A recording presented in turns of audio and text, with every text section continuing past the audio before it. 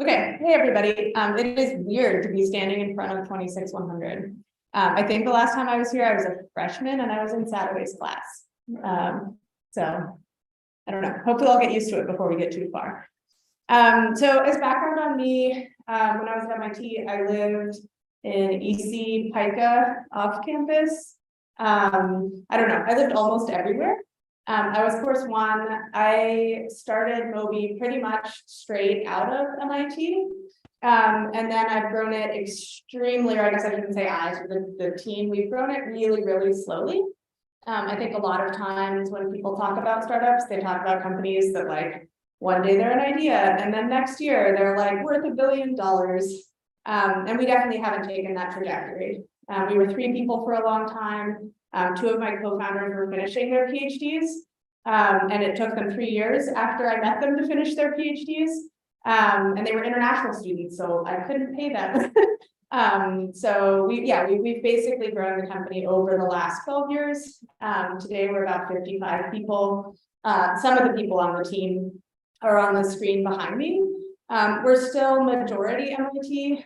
Sometimes our investors give us trouble for not having enough diversity, but then I'm like, have you ever been to MIT? Like everyone there is different and everyone is wonderful. And anyway, so yeah, we are just down the road, or I guess down the red line. We're currently at Data Square. We moved because a couple of the people we were recruiting said they'd only come work with us if we were physically on the red line. So we try to listen to everyone on the team. We are currently maybe 30 engineers, 5 or 6 designers and product people, and then the rest of the team is sort of all of the other pieces that goes into building a company. We've been really lucky with the team in that I think almost everyone is sort of like partially designer developer or like artist developer or dancer developer, filmmaker, like has something about them that is both technical and really creative. Okay, so when we started the company, actually someone just asked like, where did the name come from? So when we started the company, we started with this really small goal. The goal was basically just like to learn how to scale a thing because the world is big and complicated and companies are a cool way to have an impact. And also to find the best path between any A and any B, just like intermodal route. Pretty quickly, we realized that intermodal route was going to be really hard to monetize. You have Google Maps, you have all of these different other services that provide great intermodal routing. But we were using a core planning technology. And if we took that core planning technology and focused it not on the route, but on the things that the people were doing, then we had something really cool and really powerful. And specifically cool and powerful because the core capability of the planner is to relax constraint. And to solve network problems. And so instead of trying to find just like the best path from A to B, actually we could try and find the best path and best plan for hundreds, if not thousands, if not hundreds of thousands of people.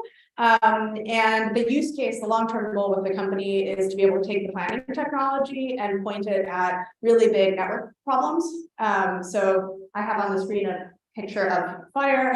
If you think about the coordinated response, like the number of people it takes to respond to fire in California or a hurricane, in the long term, that type of path planning, that's really the goal of the company.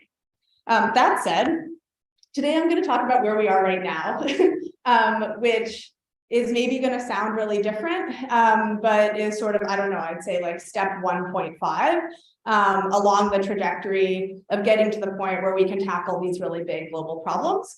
And that's travel and all of the UI UX that goes along with that. So you're in Web Lab, and for most of today, I'm just going to show you stuff. Like here is some UI and what we're working on, what we're building. We picked travel in part because it's a really consolidated space. So like the bubbles behind me are the number of companies that we would not need to sign as clients in order to hit $1 billion valuation with the business and touch about 70% of people's lives who are traveling on an annual basis. And we felt like that was just like a really achievable thing, right? I can go after that number of bubbles with like 1 or 2 salespeople and a really, really technical team. The other reason that we picked travel is that the world, like if you think about day-to-day basis, right, most of news is relatively negative. But the world fundamentally pre-people is like, holy shit, spectacular. And this is a really cool example of that. This is the rainbow mantis shrimp. I thought he only lived in the Philippines. It happens he actually lives off the coast of Boston also. There are all kinds of species. And so travel lets us build this base map of the world that focuses on the really spectacular, beautiful things that exist. In the future, we'll be able to take that same map and point it at understanding what exists for disaster response planning, resource allocation. But for now, we're doing it for rainbow shrimps. The second reason that we picked travel is that we needed to understand built infrastructure. And when you travel, you touch almost everything, right? Like this is an example of a palace, I think, that turned into a hotel. But really understanding not just the wild things, but the urban things, right? All of the infrastructure that we've built as people. And we picked travel because for planning, you have all of this technology that historically has been used for manufacturing, right? To coordinate, for example, the manufacture of Boeing planes has been used to go to space. A lot of the algorithms that we use are from the 1970s, and they were initially designed for the Mars mission to space. And we really wanted to take them. Brian Williams and Cecil is one of our chief scientists. One of the things that he says that I actually hadn't even thought of as a mission for the company, but I think is really beautiful, is this idea of taking planning technologies and democratizing them. So moving them more locally. We have two core products. I'm not going to spend really any time on them, but just so that you know, we have things that people use. One of them is a travel planning application that travel agents use. And one of them is a planning application that humans use, basically to plan trips. The UI element of this. So when we started the company as an API-only company, and we thought this was going to be great. Like we would never need to figure out how to design things, make them beautiful, make them relational, make them collaborative. We'd provide technology, we'd embed it in Disney's application, American Express application. These big companies' applications, they have 20 or 26 or $50 billion. They have big design teams. We'll let them do all of the UI, all the UX, and all the experimentation to understand how do you make a pretty complicated user experience intuitive, and how do you make it respond to the particular customer base you care about. Coming into COVID, we were still in that world. And then all of the internal digital teams that we were working with were furloughed, or we were like, okay, but also you're not paying them. So it seems very close to they're fired. And so we learned that we had to own both pieces of the puzzle. So about both the back-end planning application layers and all of the front-end components. And so basically the process we went through there was we built the first end-to-end travel planning product for American Express that turned into Amex trips. And then the sort of next piece was taking all of those components and making them something that were like completely configurable and modular, and things that basically we could use like Lego bricks for all of those pink bubbles that you saw at the beginning. So when we went to them, all they had to do was pass us their data and tell us what sort of like KPI or world problem they wanted to solve, and we could deliver them what felt like a totally custom solution. So we have 6 modules, and I'll show them in a little more depth in a second. The first one does destination discovery. So that's like showing everything in a place. The second one builds a profile. So it tries to mirror back to the person who they are and what they love. The thing that's so cool about people is we're super contextual.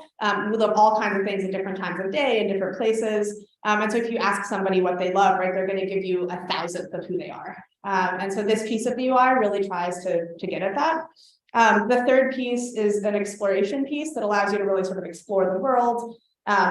The fourth one is just a map version of that. So you can have like a list or map version of that. The fifth one is a plan. And the last one is a little summary that actually holds these kind of collections of things. So this is an example of one of the modules. This is the destination discovery module. Basically, it has 6 or 7 components. And all of the pieces of each of those components are entirely configurable. So you can make them look or feel like whatever you want, right? Change the fonts, change the colors, change the shape, and change the responsiveness. I'm not going to talk through all of them, but just to give you a feeling for, I think at this point we have 35-ish components. in our library, or it depends on how small you make them, right? We either have like 10,000 components or we have 35 components. We're about halfway through the process of building this. So one of the reasons we sponsored WebLab is we are very, very, very actively recruiting. Like, I don't know if we could hire everybody in this room, but like we would almost hire everybody in the room. But like one of the core things we're working on right now is this component library. So how do you make the thing really easy and responsive? This is what it looks like when you take those components and stitch them together for a big brand. So one of the sort of weird things in the world that we work in is we have to take our designs and then morph them to the visual identity and sort of like the functional identity of the big companies we work with. So this is what Amex's, American Express's, what their UI looks like. You can see it's very, not normal, but like it looks like something that's sort of familiar and comfortable. And that's because that's the identity of the brand, right? It's familiar, it's comfortable. You see flights, you see destination cards, you see like very kind of visual summary of the things that you could do on the trip. This is a little bit different here. You're looking at recommendations based on preference that you've given. And then it also has an adaptive mobile version, which is really, really similar. This is another example of UI, that same sort of components, but pointed at a cruise use case. And it shows one of the things in our platform that I think is kind of cool and different, and was a little bit tricky to code.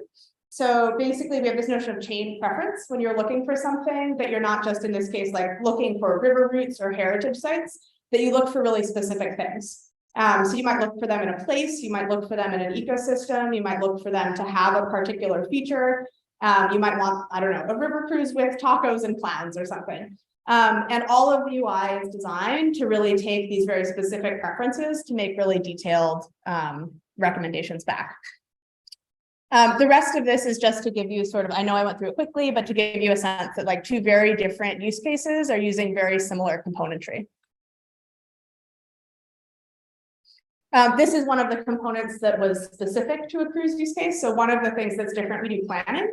So usually when we're doing planning, the route or the path is entirely dynamic and entirely responsive to the individual. When you have a ship and it's sailing, you can't change its path just because one person on the ship wants you to do or see something else. And so this was the component that we had to build that had a little bit more rich functionality in the map layer itself in the path to make sure it was clear what was static and what was dynamic. This is an example of profile. So one of the things that's kind of cool in profile is that you interact with quiz content. And maybe I made a bunch of the quiz content a couple weeks ago, so maybe I'll show you some of it in a minute. And basically then the places that you can see or do those things land on the map. It's sort of a collection action. So for example, if you touch artists and live music, you would see a bunch of artists. If you tapped an artist, then all of their shows that they play for the year would land on that map. Or same thing, if you touch the birds and you were like, oh, I totally want to see that little hummingbird, all the places that you can see that hummingbird land on your map. Same thing, it has to be mobile responsive. This is just another UI, another use case. Okay, so in addition to UI, on the back end, we basically had to solve 5 or 6 core problems. If any of them are interesting to you, I'd love to learn more about that. The first is the one that I already mentioned. So really mapping place. There are about 15 million restaurants, 100 million places to shop. People are very into shopping. More than 300 million things to do in the world. 100,000 flights a day, and more than 700,000 hotels. So just characterizing all of those places. And not in a normal way, but really to understand, right, what around them is unique and special. I really like rainbow animals. This is another rainbow animal. This is a rainbow seahorse. And it's a rainbow seahorse that is the size of a grain of rice, which is that white thing on the screen. Really, really tiny. And so when we think about characterizing place, we think about how do you capture all of those really small details that you might even miss if you were physically there. And then bring them front and center, and not just bring them front and center in the physical experience you'd have in the place, but in that digital experience they're having before you're there. The second thing, so I talked very briefly about chain preference, this notion of not just taking I want pizza, but I want pizza with anchovies that's hot, that's cooked by, you know, I don't know, someone who was in chef's table and at some point worked in a Michelin restaurant. When we think about modeling human preference, it isn't just about specific preference. but it's about contextual preference from the person. So this is Lorenzo. He was one of my original founders. He then left for a while to do a PhD in Sweden and came back. Here he has two. We went to a Michelin restaurant. He has our office in Stockholm. So we went to a Michelin restaurant near his office to like thank them for all of the work that they did. But we really think about nuanced preference and also contextual preference. So what's true when you're with different people, when you're in a place that's familiar or strange, and how do you model that? This is an example of another rainbow animal, only to say from a preferential perspective, anytime you find me a rainbow animal, I'm going to be totally into it. So the third piece is this planning layer. So I mentioned, right, as a company, basically our core thing is planning, planning for disaster response, planning for travel. When we think about planning, though, we think about it as a continuous process that starts, I don't know, days, weeks, months, or years before the actual event. So if it's a hurricane, right, you could say a hurricane is very likely at some point to hit Louisiana. You can anticipate that and begin to prepare for that. Same thing with travel, right? I'm probably going to travel at Christmas. I maybe want to go to this place or this place. You have kind of loose information really far out. 2 to 3 days out, you know a lot, right? You know the intensity of the storm or the fire. You know, like exactly maybe when you're going to travel, exactly where you're going, and you can put together a much more detailed plan. When we think about planning basically not just for the physical things, but the spontaneous things. So like a rainbow is a good example. You can basically predict where rainbows are going to occur, and you can plan them into the plan, even though they're a relatively ephemeral thing. The fourth piece of sort of underlying technology is a core routing engine. So that's where the company started, just best path A to B. But one of the things that we thought was sort of funny early on is we were looking at Google has a really nice trip planning application. And they suggested that you drive from Manhattan to the Statue of Liberty and it would take approximately 10 minutes. And we were like, probably not. And that isn't to say that Google doesn't have one of the best routing algorithms in the world. It's more to point at the that building an application that can handle planning, both for what you're doing and how you're moving, requires quite a lot of computational intensity. So it took us maybe 7 years at the beginning of the company to get all of the interactions that we power, for the most part, under 200 milliseconds, which is your perceptual speed when you're interacting with the UI. And for us, because there's so many interactions, everything has to be that fast, so the person stays and they don't just sort of wander off and get bored. When we're thinking about routing, kind of like planning in a rainbow, when we're thinking about routing, right, we're not just thinking like, what's the mechanical path from A to B, but what's the best path, right? If you're flying, can we fly you past the Northern Lights? Can we find you a points ticket that's a very small number of points? And then this is maybe one of the more relevant things for Web Lab. We recently presented at this conference, Focusrite, where for 20 years, companies have stood up and said, we do digital travel planning, and they're basically all dead at this point. And so one of the questions is like, why has no one been able to crack this particular type of UI UX interaction? And our primary hypothesis is that everyone tries to make this interaction take no time. And an analogy for that would be if you're playing a video game and you tried to make the video game take no time. Right? It's like suddenly not that fun, and like there's no reason to do it because it took no time. It wasn't a challenge, it wasn't interesting, you weren't learning, you weren't developing skill.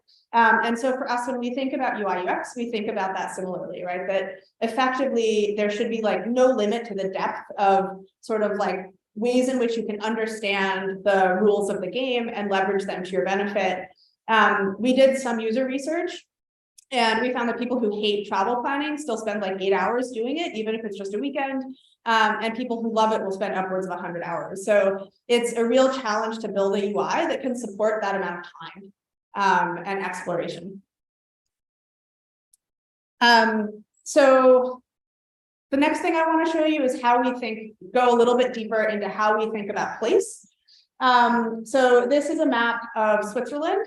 In Switzerland, we have 140,000 POIs, and the little polygons are basically just showing the number of reviews. So you can see if you're just thinking about popularity of thing in Switzerland, pretty much anywhere is fine. Same thing if you're thinking about high quality content.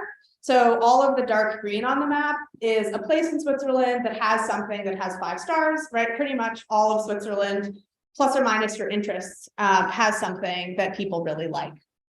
If we put that in the background, we can look at the country in a different way. So this is a map of like fab labs and hacker spaces for DIY, right? Fabric stores, art stores. This is a map of historical things. So like old crashed airplanes, ruins, old churches. This is a map of food. Same thing. You basically can eat good food everywhere in Switzerland.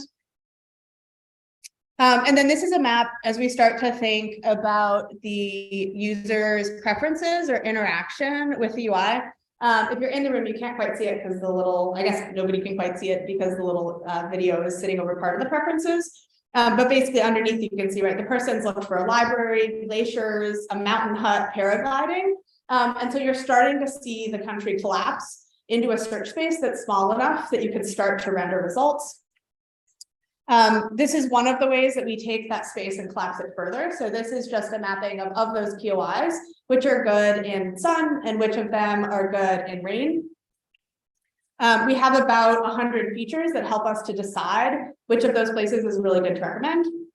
And then this is the final candidate set that actually would get passed to the planner that enables it to be fast. And then this is a time, or actually it's like a reverse time lapse, so it's not an actual time lapse. In about a second, one of the jobs of our core planning technology is to generate 10 million possible trips, and then return a first itinerary that then the user collaborates with in the UI. So this is basically how the planner works. It effectively generates 10 million full plans, and then scores them. So in the background, you can see the gold lines are the planner generating 10,000-ish of those 10 million trips.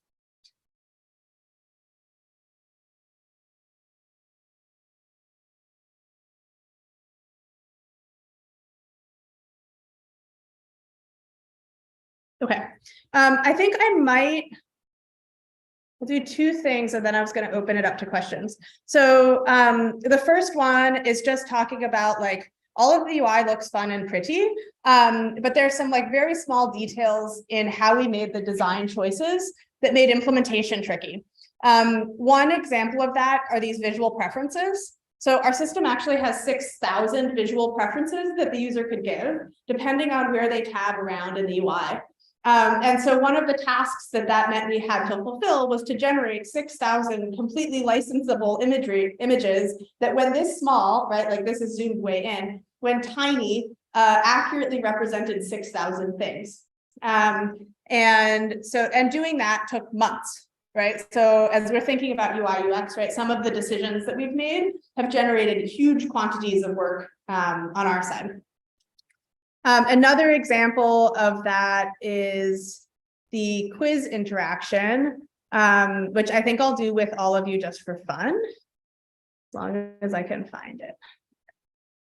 So one of the core interactions in the profile module is basically like a swipe left, right on imagery. In the web UI, it's a 3x3 grid. In a mobile interaction, you just see a single image at a time.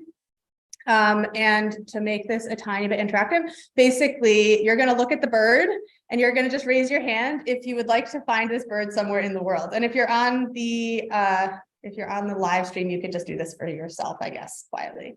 Okay, so flamingos. Okay, we have approximately 30% of people.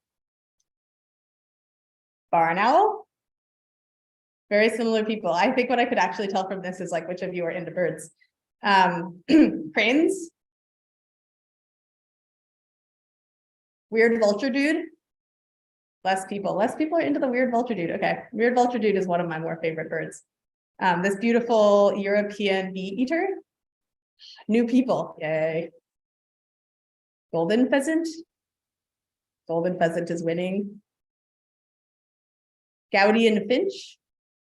It's kind of normal because we have them in pet stores now, so you might not think they're that cool, but in the wild, it's kind of wild, but they're real. Hyacinth macaw, maybe for the same reason, plus or minus, you can see them.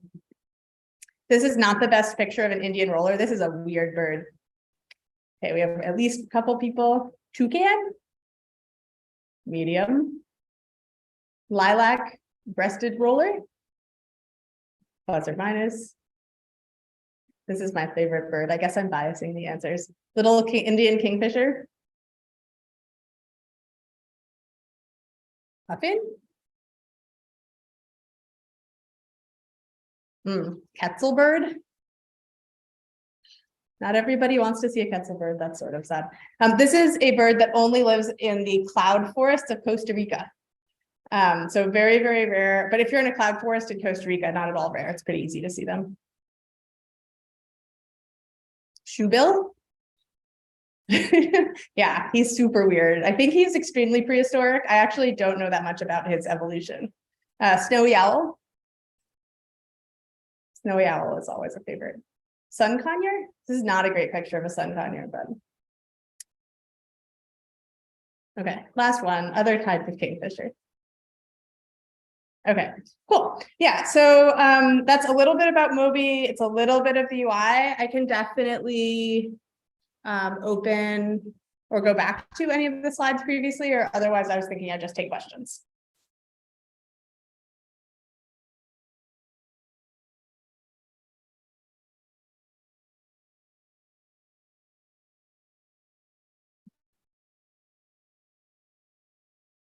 Yeah, red jacket.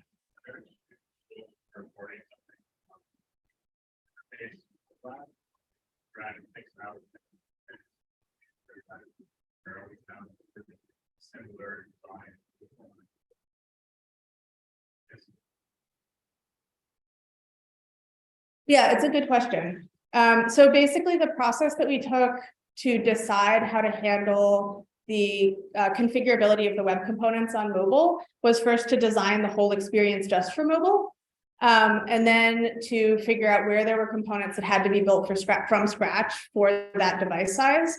I don't think you'd have to do that in in all use cases, but for us, because we're handling a planning or working in a planning space, where you have a lot of relatively rich information. A lot of times actually the components didn't map that well. Like we generally tried to use cards where theoretically things that were displayed this way could just stack this way. But we've actually felt like the interaction, how you give preference, how you see information back is really different on mobile than it is on web. And as a result, if you think about a large assembled component that maybe has 8 or 9 sub pieces, that instead of using that whole component, same component for web and mobile, you take the sub pieces, maybe take a third of them. So it's a little bit simpler, organize them in a different way and then use them in a web application, in a mobile application.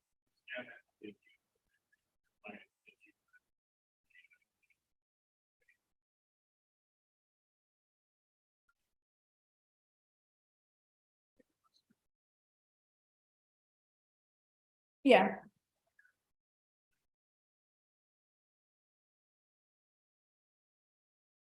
Yep. Yeah, so we have tracking on all of our partner sites to see, right, and we track both 8 meta metrics, which are the kinds of things that business cares about, right? Spend, NPS, right? Net Promoter Score, conversion, loyalty. And then we have about 150 features that we track that are smaller, right? What information are we getting about the person? How long are they exploring? How much are they clicking or looking at more detail on things? Sometimes we lose visibility into that when it's embedded in a partner application, and that's a bummer, but we're just starting to build our own site for that. We call it Bifrost. And that'll be our first consumer facing application where we can try totally new design, right? Interaction A versus B, it can be 50% finished. We can see what happens, right? Before we have to make it perfect and easy to configure and make look like something in Amex or Marriott. And I think that'll be really, really helpful to everybody on the team to have that sort of we're in control of the visual experience and the digital experience, and we don't have that today.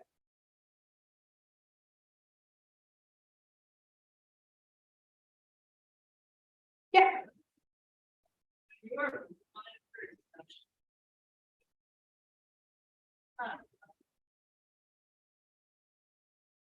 That's a good question. So partially my 2 co-founders are finishing their PhDs, which I strongly recommend as a way to start a company because it takes all the pressure off the company. right? Like you're trying to finish your degree and like that's the most important thing, and the company just sort of like comes along on the side. For me, I'd already graduated, and I was just tutoring math and science on the side. So same thing, right? I didn't have financial, like I found another thing that I could do in the evenings and the weekend, like in a flexi enough way, that it took a lot of pressure off the timing of the company and sort of when it would go. I think also we've been lucky because we've run the company pretty much profitably since the beginning. We've done 2 financing rounds, but mostly to be able to grow the team. And so we were never in a situation where we were like, OMG, you have to solve this thing in the next 3 months, or like you no longer have a company or a job. And so that's let us stay pretty like mostly just curious about the problems we were solving, as opposed to like freaked out that if we didn't do it in some amount of time, like the whole thing would blow up and would no longer exist. Yeah.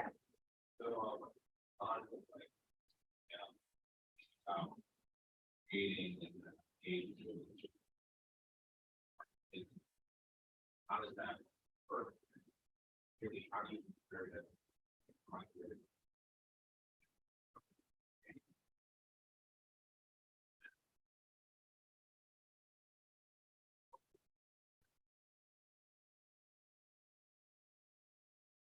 Yeah, so the question was basically what does the design process look like, and then also how do you keep the components modular? So I think I'll answer that in 2. We have a little bit of an atypical maybe workflow inside the organization for design. I actually still do the first sketch of almost all of the components until they're like pencil wireframe, and then we have a designer. She started as a contractor for us. She usually just stays with her startups when they're at that very early stage for like 6 months and then moves on to her next startup. She'd stayed with us, I think now for 5 years, and she has designed everything you saw on any screen that looked like someone designed it. She is a, I don't know, boss, amazing human being, like so fast and so good. And we've just sort of figured out, right, like what information do I need to give her? Like sometimes I'll even write in the name of the very specific park, whatever, you know, that's going to be in that image slot, and then like if that's important or relevant, and then she takes it all of the way to high fidelity Figma files, and then those get turned into Jira cards, and then they get built. We do have user testing at sort of different steps of that process, but we haven't user tested. So like Amex does weekly, monthly user testing on the design, but we're just adding our first user research, like UI UX researcher person to the team next month or the month after. So a lot of it has been like, we've had 200 conversations with clients, right? Like we've heard all of their feedback on what they want. We've looked at all of what exists on market today. And we've talked to people who travel, and like that all gets synthesized down into design. But basically all of the design work right now is just to have like part of my time, because I also have other things, and part of Lori's time, and she's just extraordinary. And then in terms of keeping the components modular, Lori did a beautiful job actually mapping all of the functionality for those 6 modules, so you could use any of them as a full product without there needing to touch any of the other 5 modules. And she just did that. She did that work basically on her own. She had a product background before she started working with us. She did these beautiful lights and like, I don't know, all kinds of different, both physical and digital products. The flip of that is when we're working with a client, they ask for something because it's like the SDK component library, it's only half done. We've only done 3 of the 6 modules so far. If a client asks for something right now that's critical to them, our general, like, I think a lot of people are like, no, don't do things clients ask you for, right? Like stay very true to your core product. We're like, we are totally building that. And it's because basically we assume, right, though there's not that many pink circles, that those pink circles have really similar problems. And so if one client is like, this is critical to our success, it's much more likely we don't understand their business and we're missing something, and that they're right. And so we just basically take their feedback, add it to the library, and if no one ever uses it, that's fine, but it's much more likely someone else will use it. We don't worry about it too much.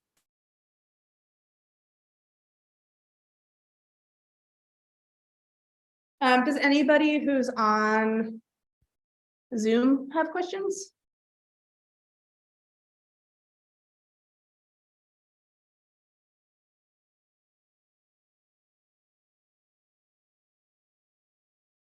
If you have a question, you could stick it in chat. It looks like most people are physically in the room, actually. Do other people have questions?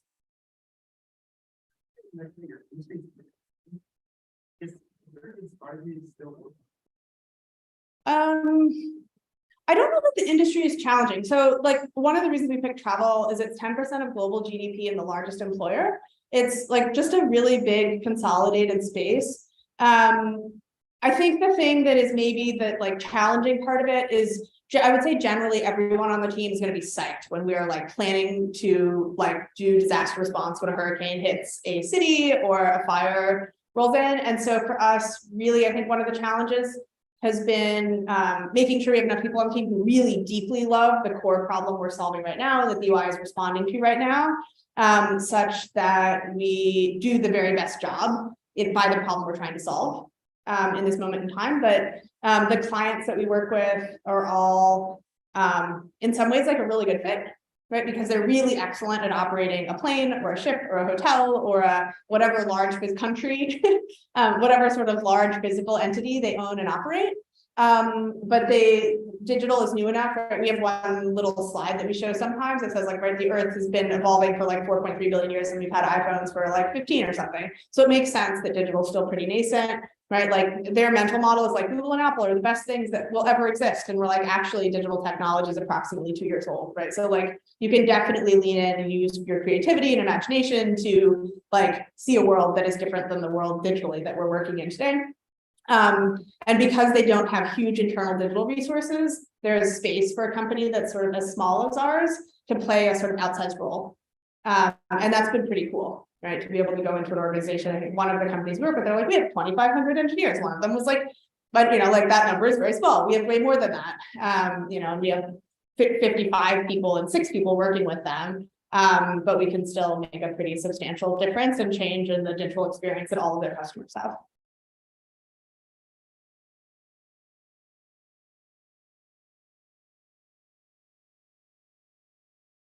How many of you have done web development before WebLab?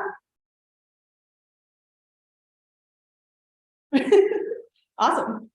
Do you think so one of our challenges has been finding people, like finding exceptional engineers who want to do front-end development. I would strongly love more people to come out of MIT loving like being really excellent full stack engineers. I wouldn't say like necessarily pure front-end development, but it's definitely a space where like I don't know. Yeah, I hope some of you stick with it and like fall in love with it in this IAP experience. Other questions? Seems good.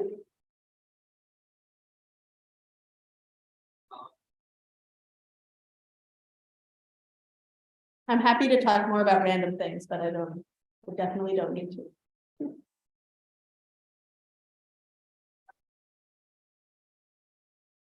Cool. Thank you, everybody. We appreciate being here. And I guess, yeah, as I said in the middle, we are very definitely hiring for all roles. So back-end engineering, front-end engineering, design, product.